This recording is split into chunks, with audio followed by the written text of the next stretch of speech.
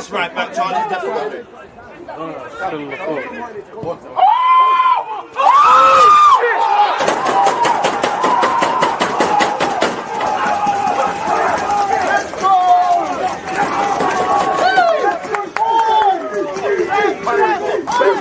People deluded, I'm back again. Come on, Ian, man. Come on. Hey.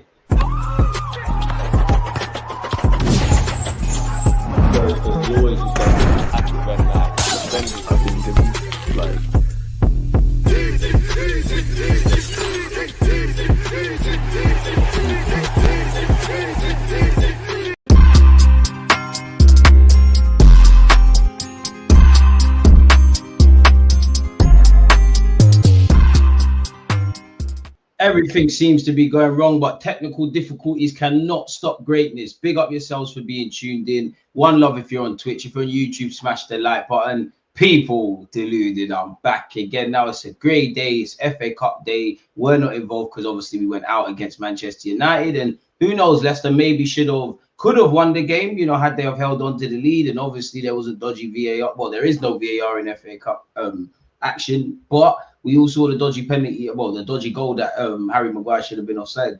Somebody's conceded a dodgy penalty in the FA Cup today as well, people. Did you not see the goal from the halfway line for Leighton Orient against Manchester City? It's crazy. I think they've turned that result around.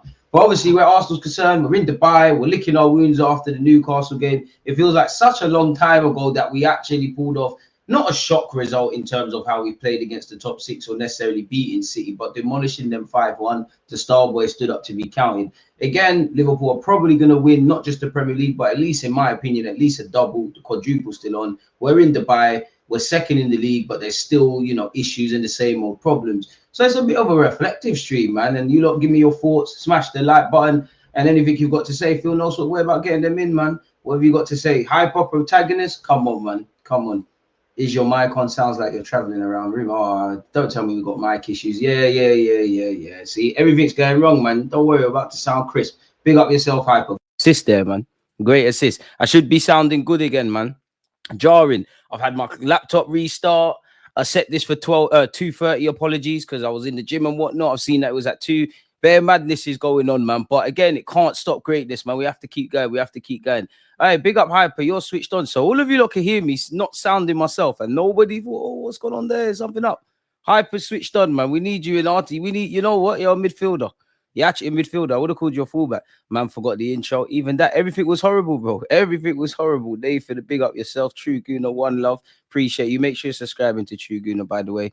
There we go. Now the show starts. It's always started. We're too far to turn back, too legit to quit, man. But yeah, man, there ain't really anything really and truly to talk about from an Arsenal perspective. So if we cast our minds back to every sort of action we've played up until this point, definitely not that far back, because that was last season, weren't it?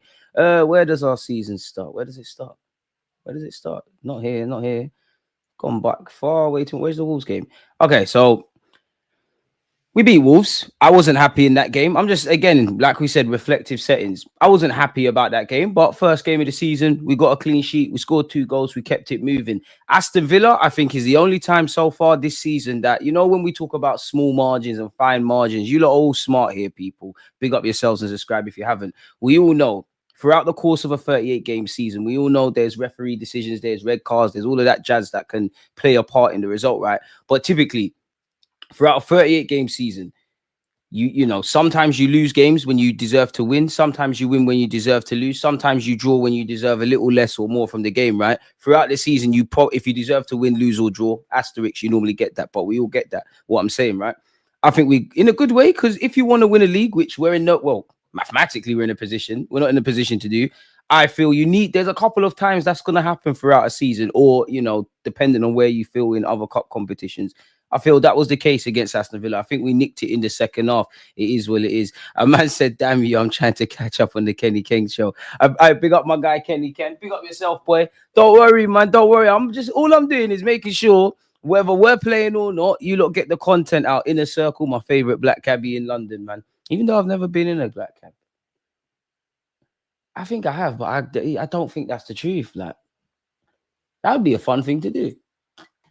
But yeah, Brighton, I was at the game. I'm still shocked that Declan Rice was sent off, putting myself back in that emotion. I personally feel that's another case of we should have killed the game in the first half and we didn't do that. Obviously, the ref had a part to play. We shot ourselves in the foot. Even if I remember correctly, even down to 10 men, rightly or wrongly, we still had an opportunity with Kai Havertz. And I'm not trying to diss Kai Havertz, but at the end of the day, we're talking about the same things.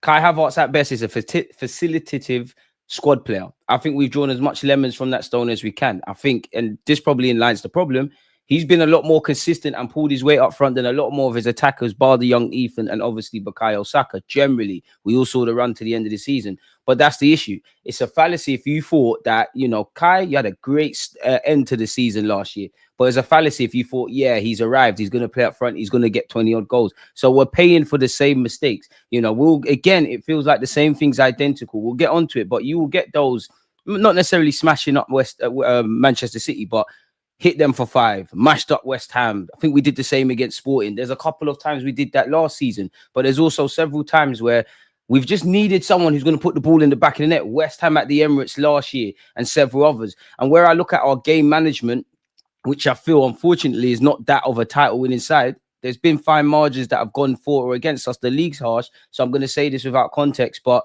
I feel Chelsea this season with the draw, Chelsea last season with the draw, the way the Aston Villa game at home went this year and last year, I would say last year's North London derby, there's several times, Liverpool, being very harsh with this one, admittedly, Liverpool per se as well. These are the fine margins that our club talks about that we need to be on the right side 9 times out of 10 if we want to go to that next level. We're a good team. We're not happy. I'm definitely not happy with what I'm seeing. I'm not happy with what the sporting director's doing. I'm actually not happy with everything Mikel Arteta's doing. I feel of the 3 years that we've been fighting for the title, this has been the deadest. I want us to get over the line. But I'm not going to, because I feel that way, and I don't need to bore you lot. We all know in the last 2 transfer windows, we've missed it. We've not done what we've needed to do. We've had incompetence and all of the other words you lot can throw in, right?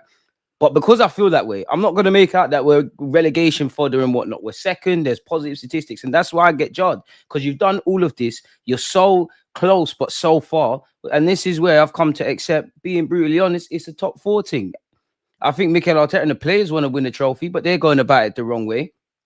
You know, the decision makers, the Cronkies, clearly is top 4. The minute we've got back in the top 4, we've taken our foot off the gas. For a manager that talks about maximizing the windows and has said numerous times we've got a small squad, the owners have done nothing. Now, you can't let Arteta get out of it, because in the budget he's had, he's not always spent it in the right way. When everyone's fit, this is a completely another question in itself. But when we're obviously seeing what we're seeing now with injuries, and we'll get onto it, Martinelli's now out.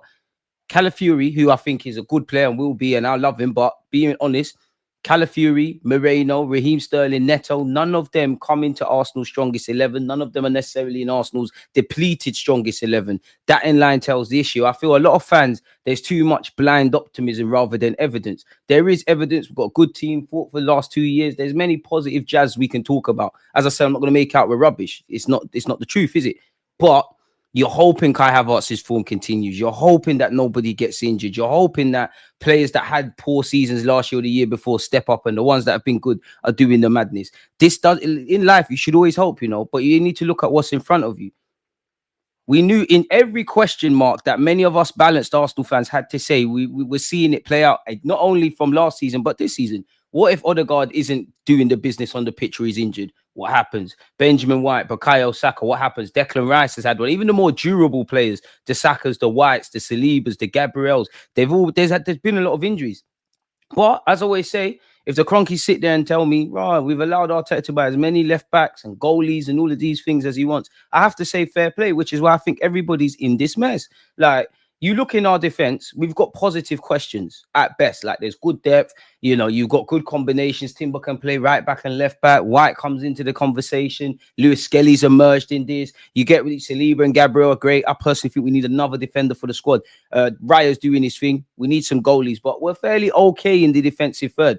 The midfield third is midfield third and the final third. That's ultimately where games are won and lost. That tells you everything. We've got a lack of street smartness on and off the field. We've been very naive. And again, there's too much money in football. There's too much money that's been spent here. These lot are cold-hearted businessmen and accountants, those above Arteta, for this to be a coincidence. Now, Mikel Arteta, I don't think you're learning from your previous mistakes. I don't think you've handled your budget in the right way. On the field, it feels like everything has to go right for us. Of course, there's been times we've clawed results or things have gone wrong and we've got away with it. But you strike me as someone that can plan. Like if we're playing today, Saturday, right? From Monday, he's got a plan. He's thinking about all these things. But you see, when something goes left, you die on your sword. You play the same way. Don't believe me? Go and watch the Newcastle game again, right? So yeah, I feel that was the case against Brighton. You know, nothing to brag about. We should be always beating Tottenham hot shot, light work. I was happy about that. So far, and again, just in terms of being an Arsenal fan, reflecting, I said I wasn't happy about Wolves. I'll take the result against Aston Villa, but I think it's one where on the day you're happy, 3 points, you can watch match of the day, banners running, but you know you got away with one and you need to improve. Brighton, naivety. Yes, referees played a part. We could have killed the game at the end with Kai Havertz, which I'm not blaming Kai because we should not be living or dying by Kai Havertz's ability or inability to score. He's never been known for that. So what are we doing here? If you've ever watched Coach Carter or Mighty Ducks, or better yet, if you haven't, go and watch that. That unfortunately, that sums up what we are. So I wasn't happy with the Brighton game. Spurs, light work. Atalanta, if you can't win, don't lose. I weren't really happy because even then our creativity was a lot poor. Around this moment, we was winning the games on fine margins. We'll get 1-2 chances and run away with it. We weren't really creating. Atalanta's a big team, very scary to play against. Gasparini's doing his thing. Ultimately, we didn't lose. Disappointed not to win the first game of the Champions League. Manchester City, I'll give them that. I was cool with that, if I'm honest with you. I wasn't happy with how we started the game. I do think the ref has made it a bit about him, obviously, and one wonders when we finally looked settled, we went 2-1 ahead. We look like we're ready and we're built for this now. Set piece FC these times. Obviously, a man's been sent off. We held on valiantly, in my opinion, in the second half, and it was a bitter pill to swallow with a late goal, just like against Liverpool at the Emirates. But I would say, isolated to the context, I'm not cool with it, but I was all right there. Bournemouth, light work. You should be smashing them up, respectfully, Bolton. Leicester, defensively, we made it again for a team that's actually got 8 clean sheets and a good team defensively. I'm not saying this to be harsh. The league's harsh. Some of you follow me on a regular basis. I've been waffling about how I think our level of defending from top to back has not been there last season, regardless of anything you say about injuries. We conceded too many. The last 2 games against Newcastle. The first goal, long ball forward, not following runners. The second game, the first leg, horrible. We've conceded some very stupid goals this season generally, and that wasn't the case on as frequent as it was last year. So yeah, we got the game, we got the win, we did what we needed to do. We made the Leicester and Southampton games to say like very dramatic. So we got the win, but you could see the warning signs. If I'm being harsh, you could see the warning signs against Wolves, against Villa, against Brighton. I think certain elements against City, but I'll give them a pass. Definitely Leicester and Southampton, people. Bournemouth, rubbish day at the office. At this point, one of the worst performances of the season, isn't it? So when the team and the manager talk about fine margins so far, and bearing in mind, this now takes us to October, which we're now in February, so we got a bit to cover. When are we going to be on the right side of fine margins on a consistent basis? Liverpool turned up and got a point. They were on the right side of fine margins. They beat Brentford in a neck-and-neck game. They were second best against Bournemouth. Arguably, they got it. I'm not just saying this because I want to say it, but this is how you get to the other side, which is a Prem. Big up you lot that think we're more suited to the Champions League. I hope you lot are right, but we're going to learn the hard way in that regards. If we beat City at the Etihad, our form would have looked so different this season. Never gave ourselves a real chance with that summer. Boy, I don't think you're wrong, but this is where, I'm not saying with you, but this is where the frustration comes from, because it's just bare what ifs and buts now. What if we bought a striker? What if this man don't get injured? What if this with the referee? What if that? That's where it is. And again, yeah, refs and red cards and all that stuff, that's played a part. But you can't honestly say we haven't controlled the controllables. And you know what? We're a funny old team. We could have very well beat City and rubbed out against Leicester. But I think you're right. And the last part of this message, what you said there, is the summer. Like the summer. January was last chance saloon. If they ever sat there and said, you know what, we effed up the summer. We were very stupid. We really thought we had enough. We effed up. We know January's tough. We're going to make something happen. Okay. Everyone's got something to say about Watkins. We waffle a lot about self-sustainability and resale value. We're going to get that one. Fair enough. If we can't, we tried to buy Nepan, a young emerging talent. We're going to get that. We're going to get something. You all saw how January ended. And we knew that was going to be the case. I think if we, at this moment in time, I think generally if we were 5th, 6th, 7th, and it looked like top 4 is You can get it, but you might not. I think within what we've seen this season with the injuries, especially in January with Martinelli, Jesus, obviously Saka, I think they would have signed a couple. And I say that, and I genuinely believe that. But then I point back a few years ago where, ironically, when we played Spurs away, lost, Newcastle away, lost, wasn't that in January? Them lot down the road signed 2 players. We didn't do that. So if you weren't going to do it then, would you do it now? Because it looks like, I can't say we're a shoo-in for top 4 because mathematically it's not in it. But I don't think there's too many people that would bet against Arsenal getting top 4. I only say that to say this. The Cronkies are looking at it and saying, boy, it's all right. If you can get us a title, that's cool. Because in May, without context, people, without context, we know the 2 legs against Newcastle. We know we should still be in the FA Cup. Credit to United, we should still be in the FA Cup. We know that this has probably been the deadest title race of the 3 years we've been in it, really and truly. And it's a title race by default because we're going to finish 2nd or 3rd. We're not really pushing Liverpool like that. We're hoping they make mistakes. But in May, it's going to say semi-final League Cup. FA Cup, you went out early, but you played Man United, one of the bigger teams. All the Champions League, you've got to the latter stages. There will be something around that. You finish anything from, which I hope, 1st to 2nd to 3rd in the Prem. On paper, Arteta's hit, whether we rate Arteta or not, he's hit the KPIs, isn't it? Pardon me. And there's going to be a bag of statistics that are going to be saying that we're lit. I have to ask it, man. How much impact did Tim Lewis have on the summer of 2024? I struggle to believe Arteta wanted Sterling, but I can easily believe that Tim Lewis wasn't happy with any other deal. I agree with that, but at the same time, then at this moment, you spent 30 million on Moreno is not a game changer. You bought another left back, and also somehow this same Tim Lewis, whether it's going to happen or not, and whether it was the right decision or not, someone found 40 million to buy for Watkins. So it goes back to me. I think there's too many chefs spoiling the pot. I think sometimes Arteta gets his way, sometimes Tim Lewis gets his way, sometimes Arteta might be saying one thing, Tim Lewis might be saying the other.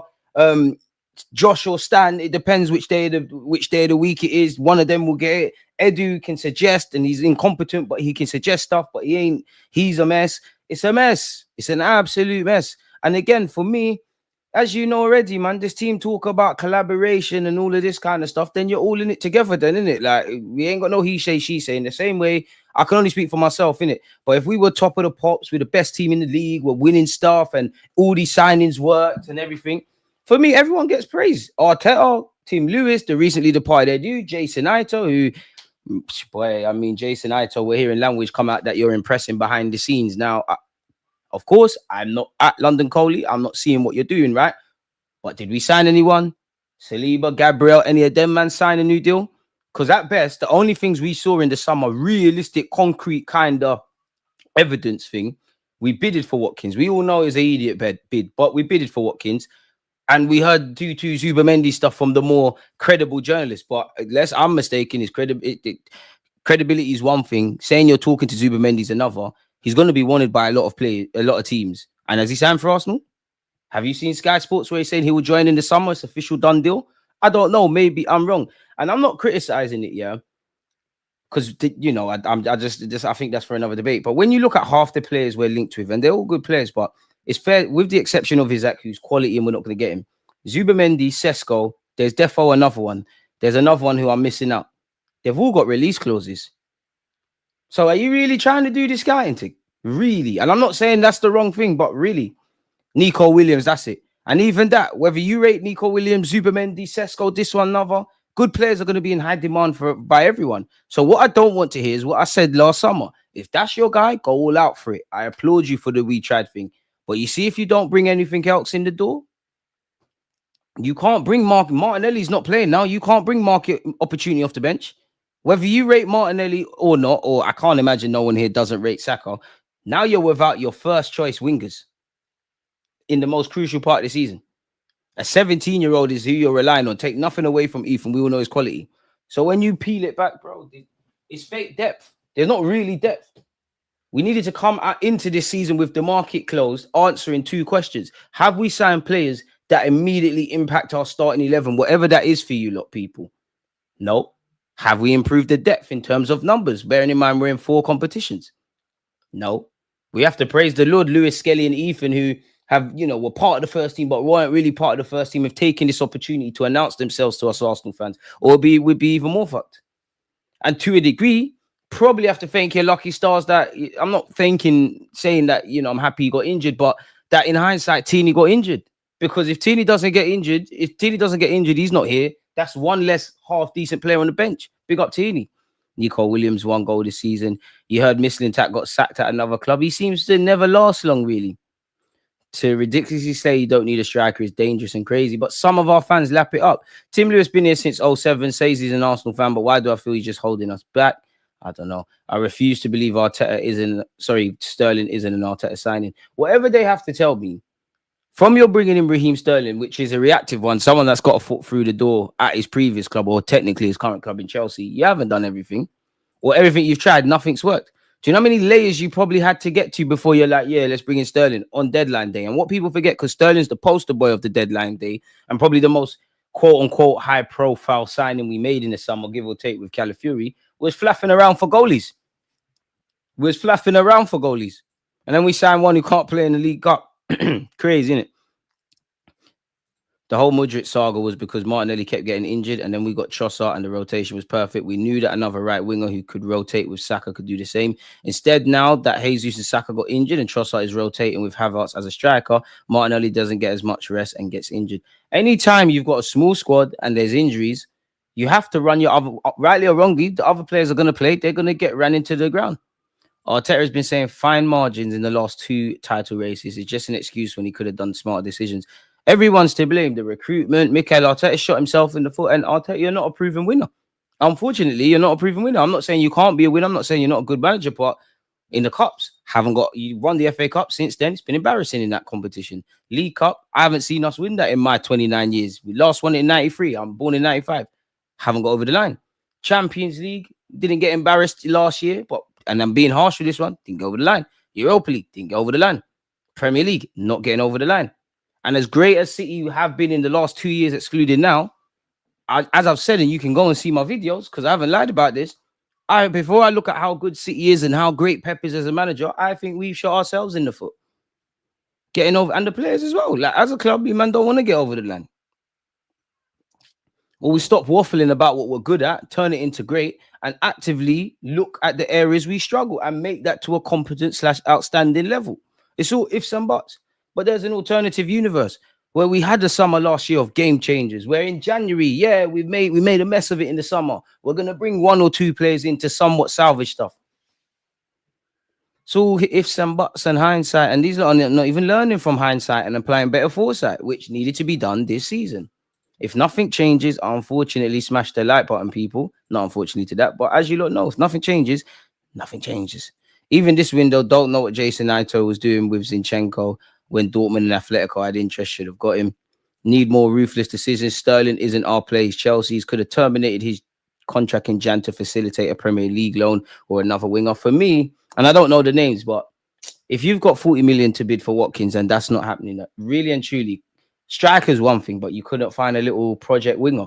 You really couldn't find an attacking player that can offer something with what we've got right now. Of course, now Martinelli's joined the long list of injuries, but Martinelli's form ain't been amazing. Trossard's been finding his feet, ain't been amazing.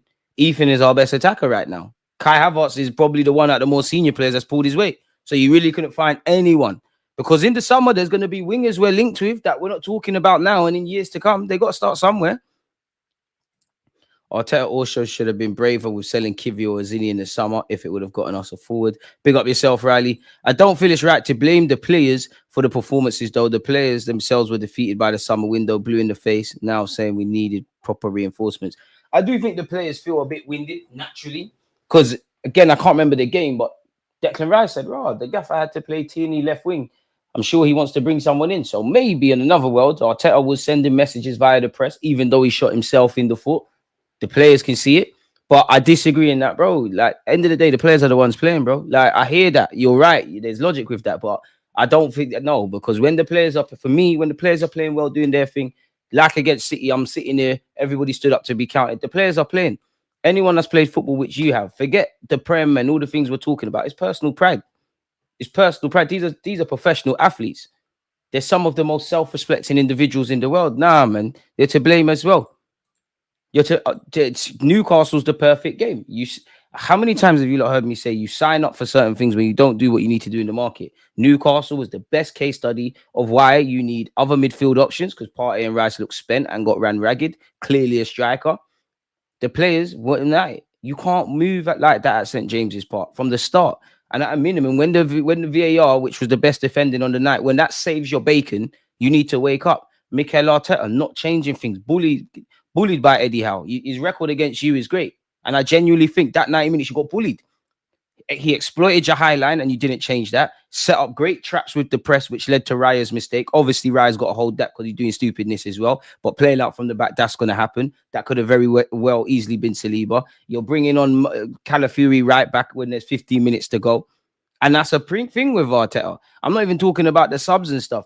You stick to this. It sounds stupid, but you stick to the script too much. Anytime we need to go up the gears in game or we need to change something, I don't think there's enough humility from the gaffer.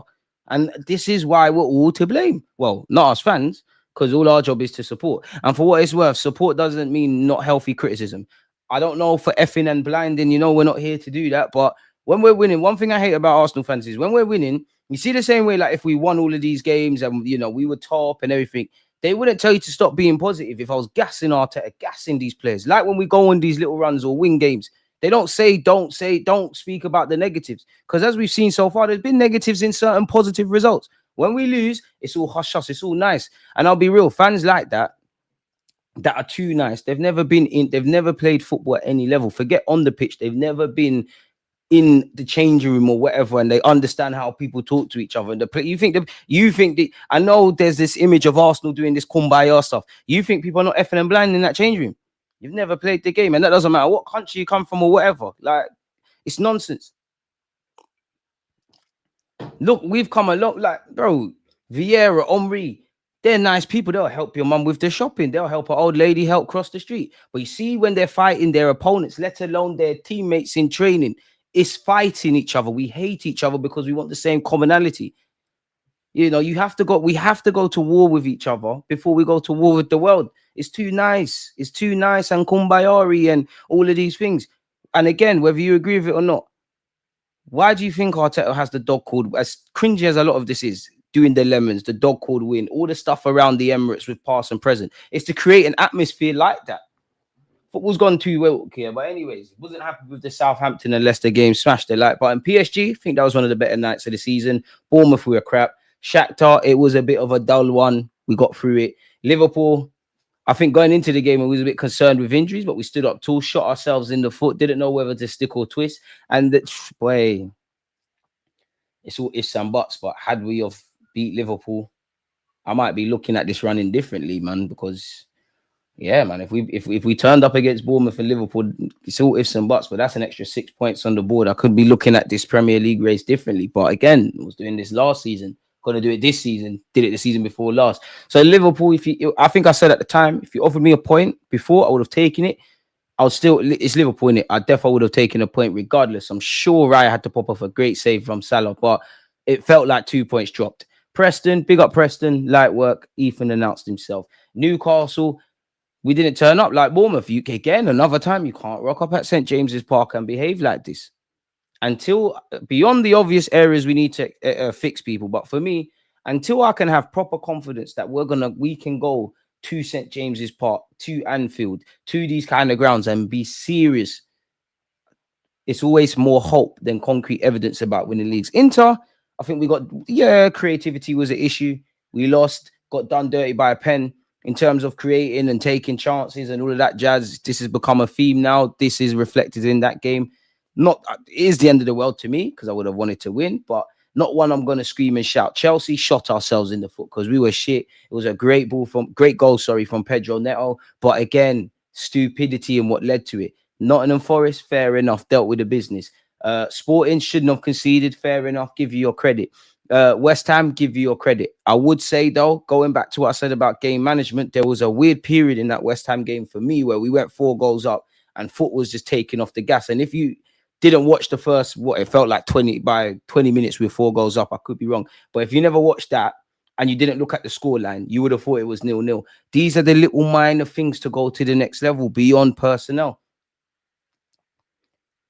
It's too nice for Arsenal to win a league. It's far too nice. It's too many factors out of our control have to go in our favor. It's an idiot thing. Man United dealt with them, light work, cool. Fulham, we don't boy, shot ourselves in the foot. Yeah, VAR did us dirty, shot ourselves in the foot. Fulham had one chance, bit of competent strike play.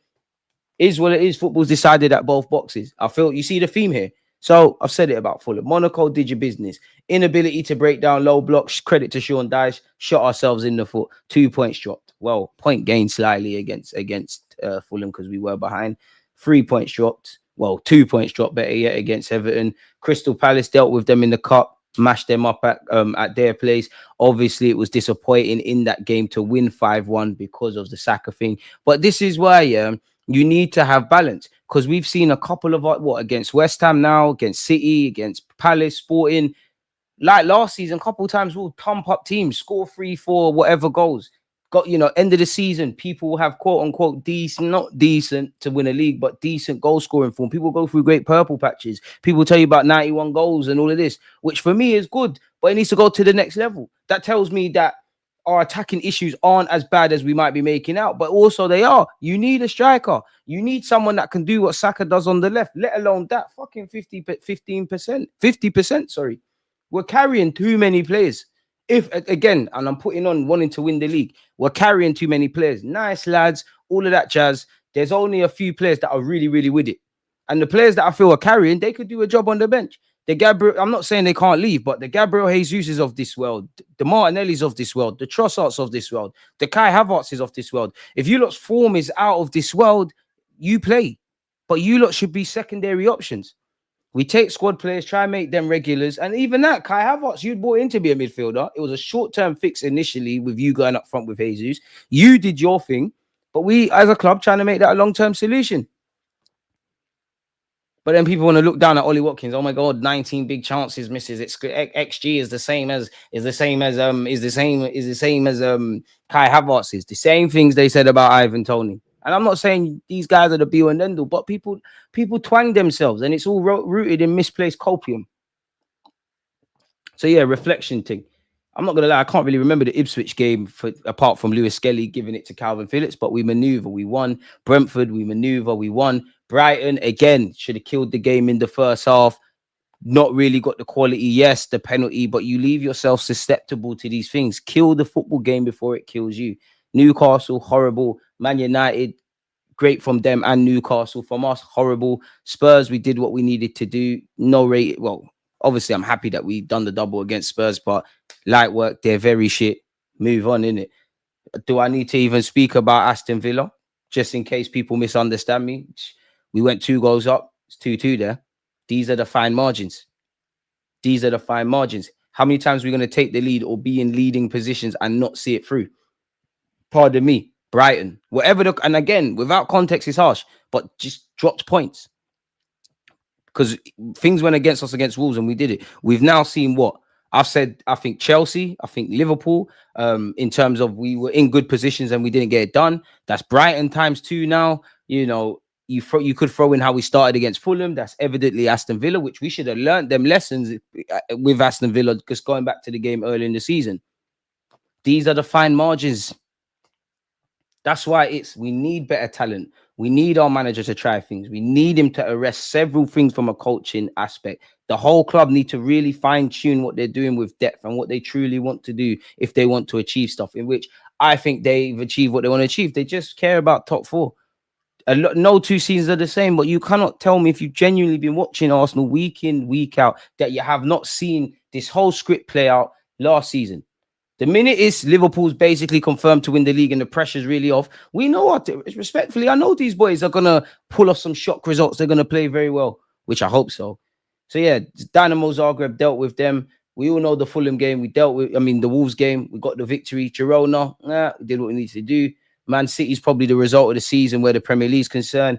And yeah, man, we got Newcastle put us to the sword once again, really, and beat us 4-0 on aggregate to not score, to not make it difficult, for them to be in cruise control for 180 minutes, for you lot to somehow make me more frustrated in your performance at St. James's Park, a ground that the minimum you've got to turn up at disappoints me. And away from that, a lot of you have played in games where we haven't got results at Newcastle. And a lot of you saw what happened when you don't turn up at Newcastle in the Premier League.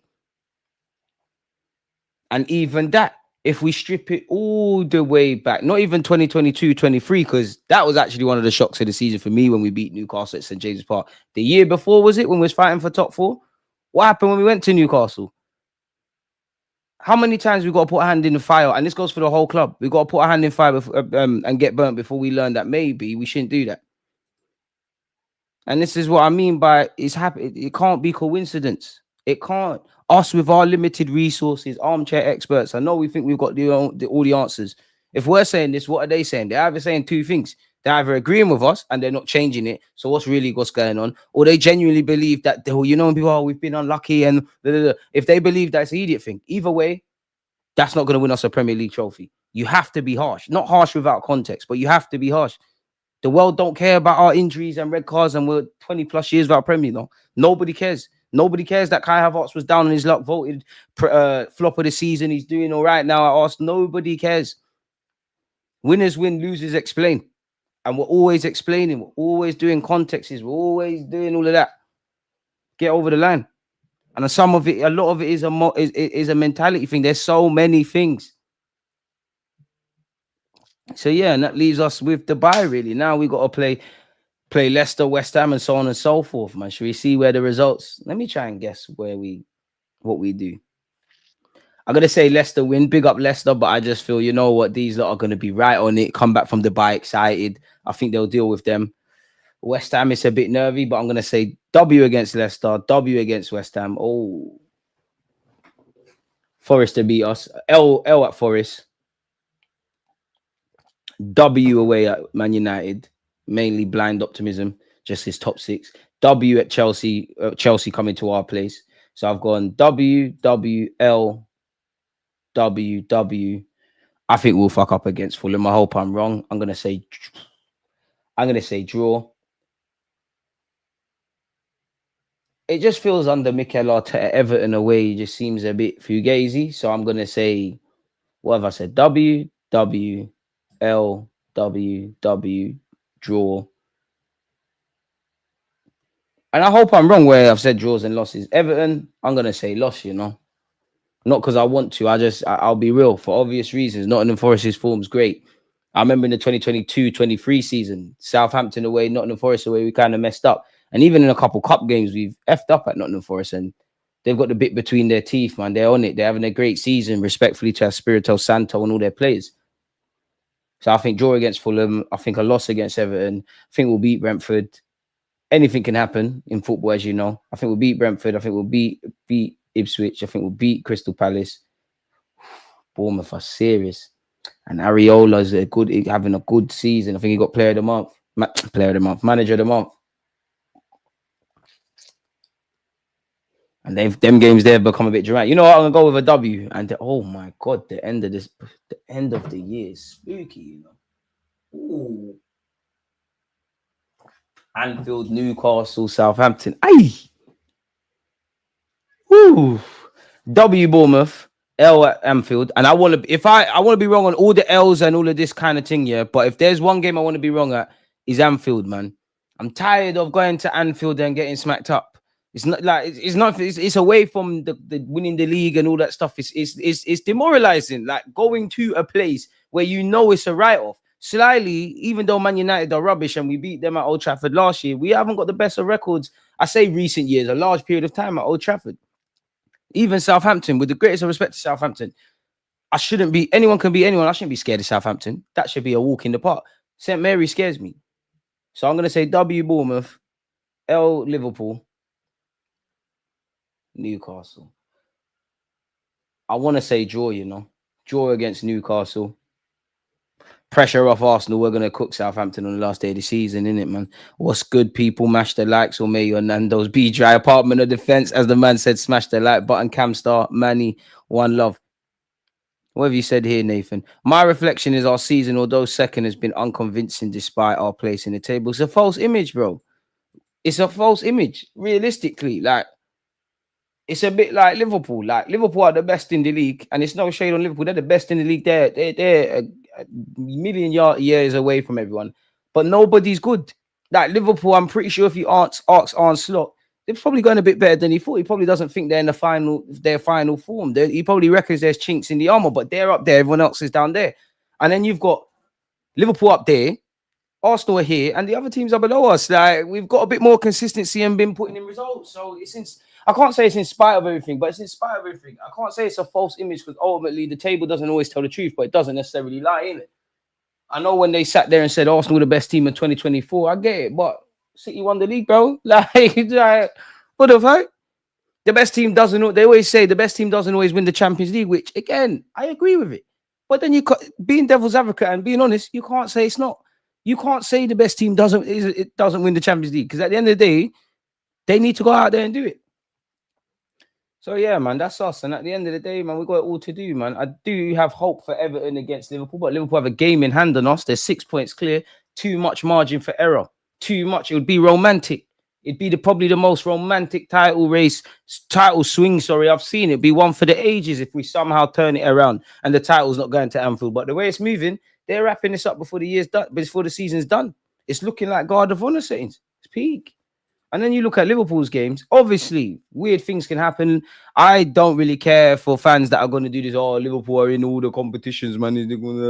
I hear that. But that's where we want to be. We want to be competing and everything. And weirder things have happened. I'm going to go W for Everton. I think Moyes might have something. They look like they're in a sweet spot. I do think Wolves can trouble them, but I think Liverpool are going to win that. Aston Villa, it could be tricky midweek. You never know at their place, but you can't not back Liverpool, really. I think they'll deal with Aston Villa.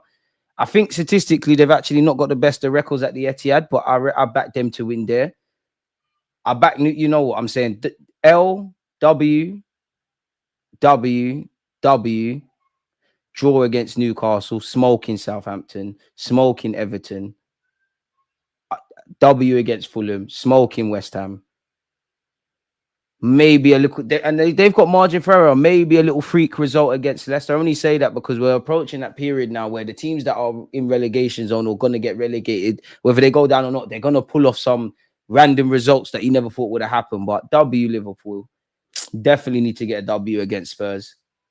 Chelsea, I back them to win that. Arsenal, I have to say L. Brighton, they probably would have wrapped up the league by now. They're in holiday mode. L against Brighton in it, so. We'll have to see, man. We'll have to see, man. All right, big up TJ, man. Good morning, man. Make sure you're following TJ, man. You got a good little channel over there talking about Arsenal and whatnot. I can't believe you lot thought it was a fake deluded account, man. Appreciate the kind words yesterday. We need a miracle, and then all of a sudden changes to the front three, like MLS at left wing or doing false nine, Ethan thing, which is somehow works. I don't know about that, but we definitely need a miracle, man. Can't lose to Newcastle after losing 3-10. They got our number, man. They got our number, bro. They got our number. Newcastle at home will win because that's what Arsenal do. But then Newcastle know how to stink out the place. Like, they could easily do an Everton-esque job. Low block, stink it out, waste time. They know that we're going to, well, we've not learned our lesson, but they got Isaac up front and that. We can mess up, man. Everton draw, surely not a loss. Playing good football. I back Everton. Out of all the games Liverpool got left, I back Everton. If Everton can get something, and it still might not be enough, just because David Moyes is there. I'm sure this is the last Merseyside derby at Everton's ground. I don't know on that. Don't quote me. And I just don't think Liverpool are going to win all the games. But I do think they've got. I don't think they're going to want to drop points, but they've got too much margin for error. Well, Calafiori's a good signing. I back him all the time. Bournemouth, Liverpool back-to-back looks kind of peak. Remember that summer 2026 is the World Cup, so don't be surprised to see Saliba, Saka, Rice all look to leave this summer to get into teams that will guarantee their World Cup places. I hear that, but I'd imagine William, Saliba, Saka and Rice are going to be playing for their countries, whether it's at Arsenal or elsewhere, man. Maybe others that are struggling. Be interesting to see the futures of Sterling and Rashford beyond this season, based on that, like you said. And it's a World Cup summer as well. That's a good point. Boy. The season is now just another grind to finish in the top four, another waste of a season. If we lose to Saliba to Real Madrid, replacement should be Diamande. That Dove book, I can't say his name, but he's decent. He wouldn't be high up my list. He plays for Arsenal by default. The ability of this club to embarrass itself during the transfer window is unprecedented. But do they think they've embarrassed themselves? We might, but do they? Like the people who actually make the decisions, do they? In my opinion, we need a striker and a right winger in the summer transfer window. That's if we're serious. For me, bro, as I said, I think the starting lineup needs three areas to be addressed. And if I don't see that come the end of the season, end of the market, then I hope I hope I'm proven wrong. But again, it's another year like this year where I don't hope for anything. Still disappointed, even though I'm not hoping for anything. If you don't sign me a number 9, again, don't want excuses. If you don't bring me a number 9, if you don't bring me another versatile wide man, whether that's for the left or the right or both of them, if you don't find me a long-term Declan Rice partner, whether that's Zubimendi or whatever, I know we're not serious. And if I'm still talking, I'm not expecting you to improve, like to get all the numbers in. But if I'm not feeling a lot more confident about our depth, it's an issue. And even now, we're at that point. The season's, we're in February, it's done in May. We're doing that stuff we do as Arsenal fans. Just some of our fans are going to get excited by the summer. Some of us have just checked out a bit. Every window will be making mistakes. A permanent left back. We needed a DM. Remember the Telemann saga. Needed the right winger. Got Sterling when he's mostly a left winger and replacing the goalies. DG, I think I've asked this question, but which left winger was your first choice to purchase? It changes all the time, man. I don't have a clue. The club want Williams. Go and get him, man. Why is Rice or Gabriel not captain? It's because Martin Odegaard, man. I would prefer Gabriel, Magalhaes, or Rice as the captain because I think they're more of that, but I wouldn't strip Odegaard of it. And not being funny, like I'm only 29, but I've seen Chelsea win things, Liverpool win things, Arsenal win things, Real Madrid win things, Barca win things. Any team that I've seen win things, like, yeah, you know who their captain is and all of that. But as cringe as it is, I've seen 11 captains out there and even some on the bench. You look at Dons at Barcelona, like that Pinto guy. You never really saw him play for Barcelona as a goalie, but he was ready. And I think we've got nice guys. I think the mentality has improved. We're a bit tougher to beat. We're not pussios anymore. But that little, you know, when it's sink or swim or backs against the wall, like we need to do something. 9 times out of 10, like collectively, unfortunately, we crumble in it. So that's in lies the problem. And again, as much as I'm bitching, pardon my French, about our lack of clean sheets, we've got 8. Pickford's got 9, so you could argue that's a false image because we're at Everton in the table, and I know we're first, but you get it. So yeah, we could go up several gears. Unfortunately, Martinelli faces more than a month on the sidelines with a hamstring injury, as confirmed by David Ornstein. People, again, he's in Dubai, but he's set to miss the Leicester, West Ham, Forest game. So who is our front three? Even with the Ethan thing, what happened the last time the games were coming thick and fast? Ethan had to play. We got to remember he's still growing physically and adapting to the physical demands of the Premier League. So right now, boy, it has to be Kai Havertz, Ethan, Trossard. We're so close, and even that Sterling might grab these starts. You know, don't be surprised if Sterling gets a run. Boy, it's peak, man. Like, who hasn't been injured like this season? You know, Lewis Skelly's had an injury, Ethan's had an injury, Saka's had an injury, Martinelli, Kai Havertz, Declan Rice, minimal, but Thomas Partey, Mikel Moreno, Martin Odegaard. Have I said Rice? I'm not sure, but you could throw him into that. Raheem Sterling as well. Saliba, Gabriel, Benjamin White, Timbers. We've had to be a bit cute and clever at times. Zinchenko, Jorginho. Who hasn't been injured? I want to say Tierney. I want to say Kivio. I want to say Raya because I think when Arteta was talking about the Girona game, I do think it was a lot of mind games, but he did say Raya was injured. Absolute madness. So, yeah, man, we hope for the best. And then bringing in players is one thing, yeah. Pardon me, and I'm not suggesting Fabio Vieira is the thing, but you didn't really... well, we don't know what the club tried on the back burners, innit? But to me, as an honest fan that can only comment on what I saw ahead of me, you didn't bring in any players. You bidded for Watkins. You're talking about Zubimendi in the summer. I imagine you tried to ask the question to Sesko if he wants to leave mid-season. Tried to get that Nepan guy, which he's 17, 18. He's not ready. Why didn't you recall Fabio Vieira? Like I said, don't think he's the Messiah. And I'm not praising Chelsea. And I think it's quite, Chelsea treated Chalobah disgustingly when they wanted him to leave in the summer. But the minute there was question marks about their defense, and he's in a great moment at Crystal Palace and playing week in, week out, they're like, yo, brother, you need to return. What's going on? At the end of December, Arsenal had a brief window in which they were able to recall Fabio Vieira from his loan with Porto, but decided against it. There's a burgeoning sense at Arsenal that they are gearing up for an unprecedented summer transfer window. Believe it when I see it. We held talks with the reps of Morata last week. Well, obviously when the market was open before he joined Galatasaray on loan. Allegedly, Sporting Lisbon will lower their asking price for Gyökeres to 60 million. Man United believe they're leading the race, people, for his signature, and they're leaving Arsenal and Bayern Munich in their trailing wake. There are increasing conversations at Real Madrid about potentially signing Martin Zubimendi.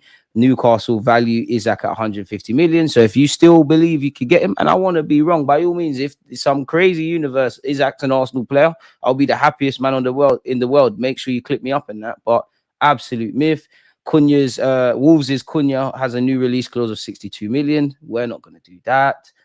On top of everything else, the Mail have said Arsenal looked at 4 forwards in the January window, but opted not to bring one in because of a lack of quality options. Benjamin Sesko, Watkins, Tell, Morata. Now we bidded for Watkins. We've clearly got an interest in Sesko. Tell, we held some half-hearted talks, but the club clearly weren't that convinced because it didn't go any further. Morata, don't know what's going on there, but also didn't happen. Real Madrid allegedly are prepared to make William Saliba their most expensive defender in football history with a summer bid for him. He's got 2 years left on his deal in the summer. We were linked with Jamie Gittins. Apparently, Chelsea have their heart set on signing him. He's valued at 100 million euros by Dortmund, people. Manchester City and Aston Villa are interested in Rosenberg's teenage sensation, Sever Nepan, who is said to be relieved that he didn't move to Arsenal in Jan. So then why are you and your dad doing the chattings? Arsenal allegedly made a 20 million euros bid to sign Ferran Torres in January, but it was rejected. Napoli, Dortmund, and AC Milan also saw approaches for the forward turn down, people. Antoine Semenyo, who ironically has been linked with us, has revealed he had trials at Arsenal during the kid, people. And he said he was at Arsenal, Crystal Palace, Millwall a couple of times. Nice to see he's realized his dream. We've been linked with Karim Adeyemi. Arsenal reportedly most likely candidates to sign Adeyemi from Dortmund, with all clues suggesting they've already reached an agreement for a summer transfer. Where though? We're still linked with Nico Williams. I don't really believe that, but Adeyemi he's decent. And big up Alan Smith. He put I think I've got another thing of that. He put Haaland's dad in his place. We've been linked with another Aston Villa player, people. According to Graham Bailey at TBR Football, he understands that Ramsey is once again on the radar of some of Villa's Premier League rivals, including Arsenal and Liverpool.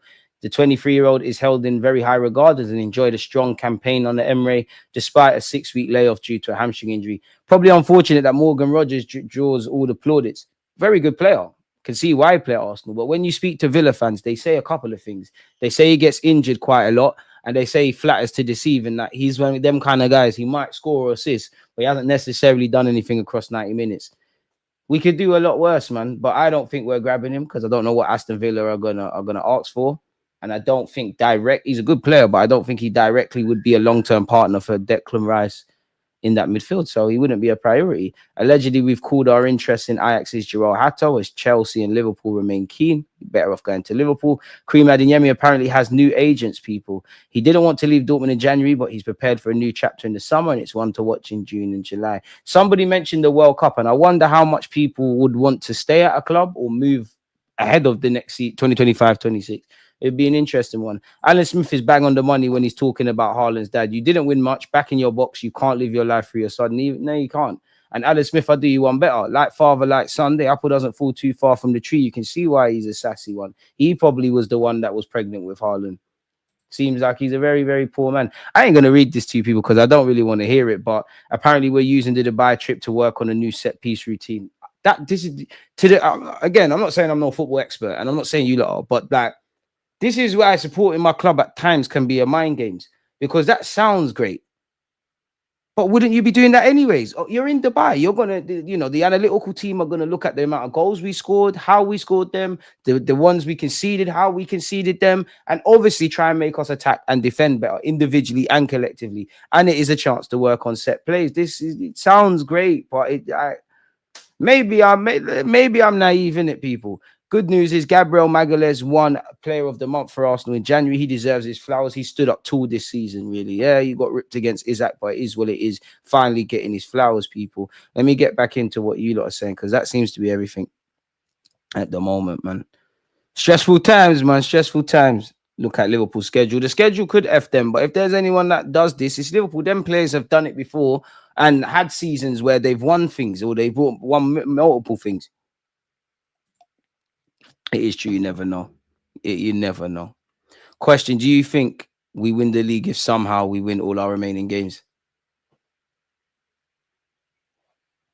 I mean, Liverpool got 97 points or something and still didn't.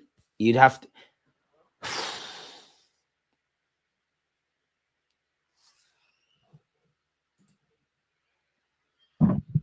So if it ain't the mic, oh.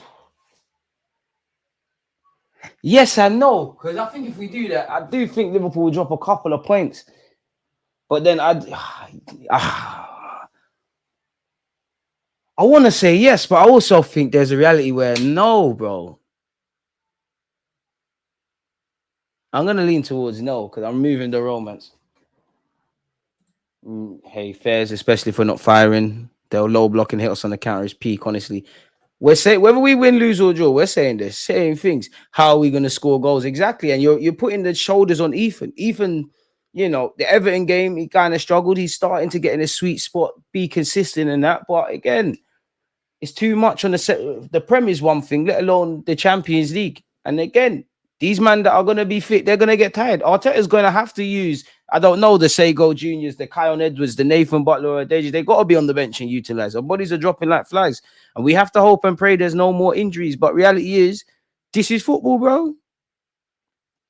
It is football. I don't know if it's merely coincidental, if it's anything to do with how we built the squad, if it's anything to do with training and rehabilitation and all of that kind of stuff, or maybe it's a bit of everything. But for me as a normal football fan, I expect injuries. I know it's easy for me to say, but I know if I've got a squad of 19, as Mikel Arteta said, which I think is arguably less, I need more bodies and I need more quality to the starting 11. If that happened, if we did that, because I think most of us Arsenal fans are fair. If we addressed all the areas and we had the bodies and people got injured, we had what we had. We, say fair enough. You could not predict that, but you put your best foot forward.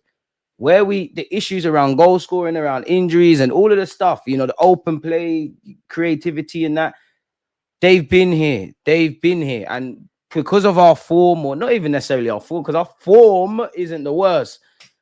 I think the issues, because of the current climate around Arsenal, or how us Arsenal fans feel, it merely highlights these issues, which were there in January.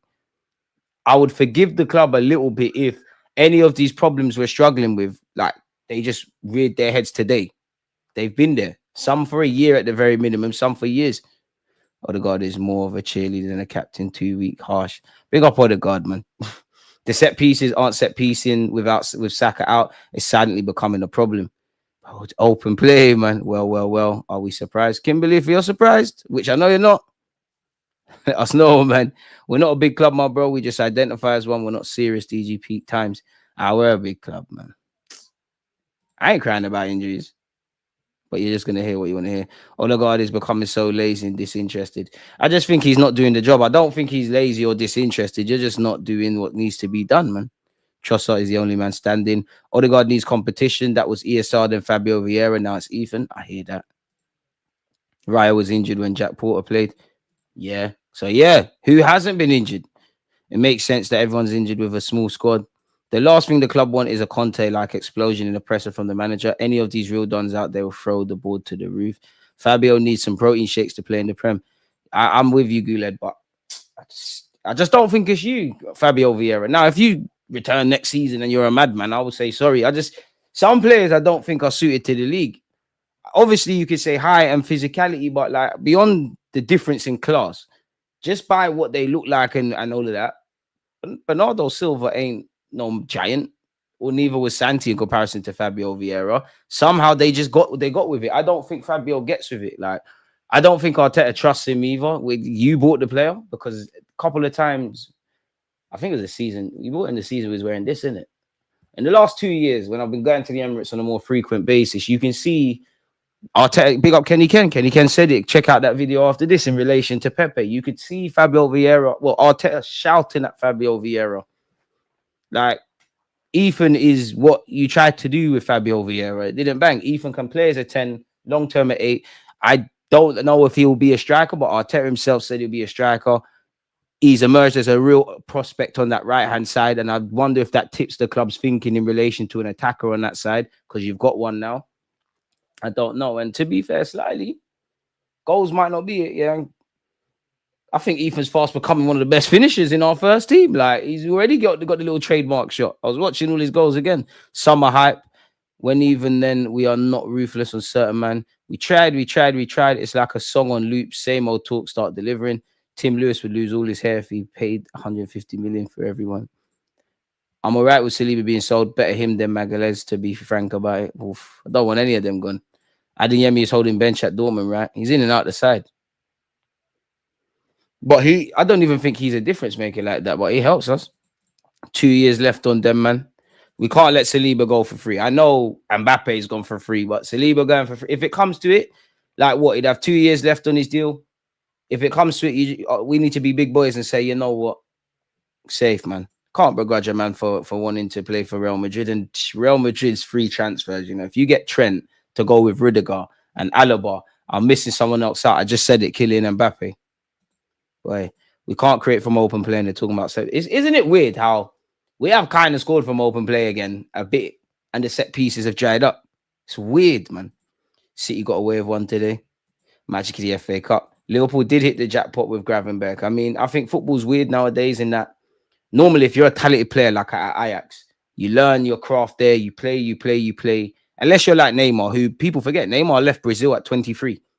As Wenger says, that's when you're finished article. As we know now, if you're 16, 17, 18, 19, obviously you can only move when you're 18, but if you play well for 30 seconds and you're called the next this, at the other, 40, 50 million, bang, when he's of age, he's moving. Or players will get a couple of appearances and then they're going to sign for the big clubs. And I think that's what harmed Gravenberch. Not that Liverpool isn't one, but you've gone to Bayern too early. And that's probably the only thing beyond the obvious, I would say Arne Slot's probably done different to Klopp. Obviously, they're two different managers in that. Gravenberch has finally got a chance and he's running with it. The thing is, would we even capitalize when Liverpool drop points?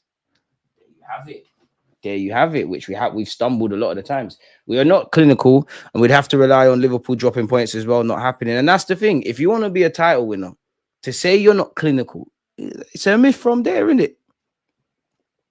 Arteta's trauma enforcing decision-making and squad building is costing us. Arteta has to hold a lot of stick. Pause. Definitely. DG, would you play MLS as an 8? If yes, who do you bench? And that's the thing. Not right now. Unless Partey can't play. If Partey can't play and you shift Rice back into that 6 and then MLS comes on. But then again, MLS can play as a 6. That would be it. Right now, I think, you know what, you're doing your thing left back. Just keep going, man. Matteo Retigui, 4 goals in 30 minutes. He's doing his thing. You lot have heard my conversations in that. I like these Italian-based players. I'm having Retigui. I'm having Lookman. I don't really want Vlahovic, but I wouldn't cry if we signed him. But again, you see a lot of players that are past it or we think past it. They go Italy and they bang. To add to that agenda, Koulibaly's gone over there and he scored yesterday again. That league's looking fugazi. Capello said the same kind of thing.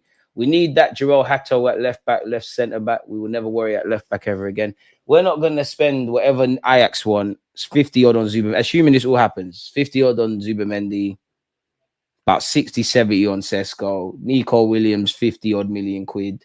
Still need to buy a couple of goalies. It looks like we want to sign the Garcia lad for 20 odd. And then buy Jarrell Hato, as talented as he is, and I'm with you, we should sign him. They're going to say we've got options. Now, I think we need another defender. Some of you lot got on to me. Matteo Retigui has 20 goals in 22 appearances, and he just signed for them. TKA, one love. Is Arteta scared of signing French players because of lack of Guendouzi? Nah, I don't think it's anything to do with your nation. I do think something needs to be said about like the players that, you know, typically the best players in the world. Not all of them, because Salah seems a humble lad, but typically, you know, they seem to have a chip on their shoulder a bit. And let's be honest, the gaffer just wants good youths, man. Like, obviously, you need to be humble and all of that anyways, but you just want good youths. He hasn't, apart from Guendouzi, who's a bit of a renegade, the kind of established players, there's been a bit of, you know, stuff going on. We're not paying what's required for Isaac. Forget it. Stop teasing yourself. You said it there, but my friend. Big up Duke, man. We have to be ready to spend 250 million this summer, or we have to find talent out the academy, not Dolman or Ethan and MLS, someone who isn't as highly rated. We need to find a couple guys that can plug their gaps, man. If I'm honest with you. You're right. When a player from a big club leaves and has a bad period of form after playing well for the new club, I don't like when fans say he's a reject to every given chance. They're gonna say that, but who cares, man? Like, fans are gonna talk. If Patrick Vieira signed for Arsenal in this day and age, Omri, Vieira, Bergkamp, them three signed for Arsenal in this day and age, you know what said? As long as you do the business on the pitch. I'm not saying you did. I was saying this, Jay. And I know the way Arsenal is spoken about in the media, it's not fair. It does feel like the world wants to lump in on Arsenal, like the world. And I definitely feel you lot. But I feel a lot of Arsenal fans want external validation. If you know someone don't like you, if you know a snake is a snake, it's a snake, innit? Like, they don't like us. If you don't like us, suck him, I'm in it. It's up till we freeze up. Simple as that, man. We got bigger problems. And I'm just speaking to the masses. We got bigger problems. I'd rather waffle about wanting a striker and how long this project with Arteta is going to go on and all of these other things. I don't give a flying monkeys. The Invincibles will be looked at in history and people that admire them. By the time, they didn't like them. They didn't like Jose sides. Definitely didn't like Man United sides for obvious reasons. Fuck them. You just have 3 players to sign in the summer. Who's your pick? I know we're not signing Sesko, but Sesko, Zubamendi, Ryan Cherky. I just think I don't know if he'll be the guy for Arteta, but I just think he's such a talented lad, man. We could sell, and that's where we need to be ruthless. If Jesus can't leave, then Martinelli and Havertz need to be sold, need to be ruthless. Otherwise, nothing changes. Unpopular opinion, I'm not selling Martinelli or Havertz. And what I'm saying is, I'm not keeping them. I'm not saying not every player has a choice. I just feel level raisers. Martinelli, you could do a job on the bench. Trossard, you could do a job on the bench. Havertz, you've shown me that you're with it. You've shown me that you're not the guy, but you showed me that you're with it. So bench settings. If there's offers, like, it's crazy, but if a 60 million bid came in from Bayern Munich, it'd be stupid.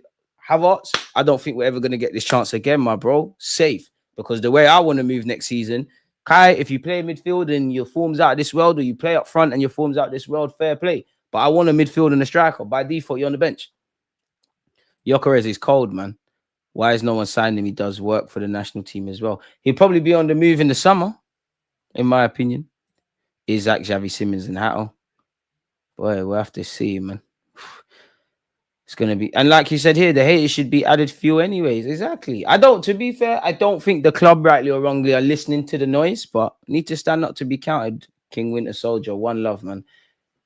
But yeah, man, people, I don't want to depress you lot Saturday, so I'm going to let you lot get out of here. We've gone over the season so far. We've had couple of other talking points. We've seen the nonsense transfers and that. Again, if you haven't seen the video I've done with either Kenny Ken, I got a bunch of videos. Big up Mo Hayden, shout out Kenny Ken.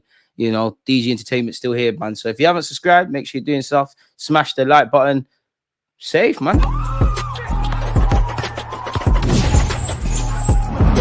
always just go, like